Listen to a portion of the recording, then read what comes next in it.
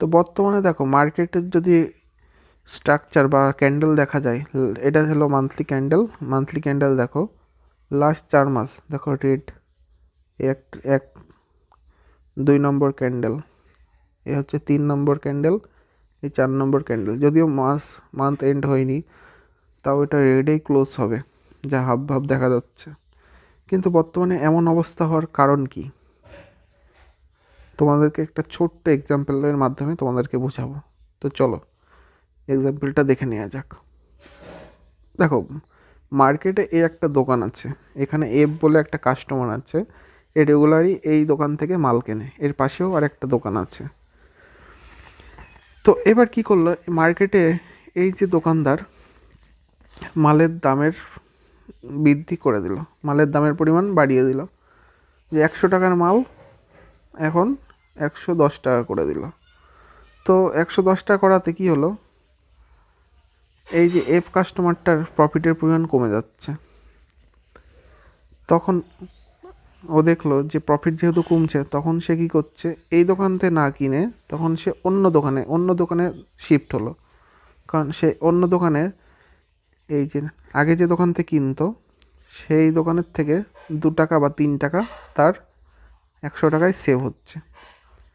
তো তাই সে অন্য দোকানে শিফট হলো। এই দোকানটায় কি হলো, সেলটা ডাউন হতে থাকলো।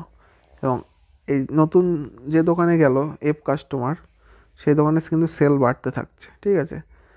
তো সেল যেহেতু ডাউন হচ্ছে বা সেল কমে গেছে, মাল তুলতে পারছে না, তখন এই দোকানটা আস্তে আস্তে আস্তে আস্তে নিচের দিকে যাচ্ছে, ঠিক আছে। এই হলো আমাদের বর্তমানে কারেন্ট সিচুয়েশন আমাদের স্টক মার্কেটের।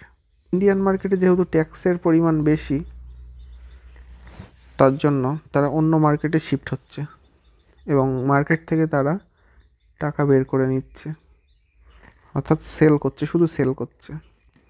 তো এফআইআই এর আমাদের কাছে যদি 0.1, এটা কিন্তু খুব সামান্য অ্যামাউন্ট হলেও তারা কয়েকশো কোটি টাকার বাই সেল করে।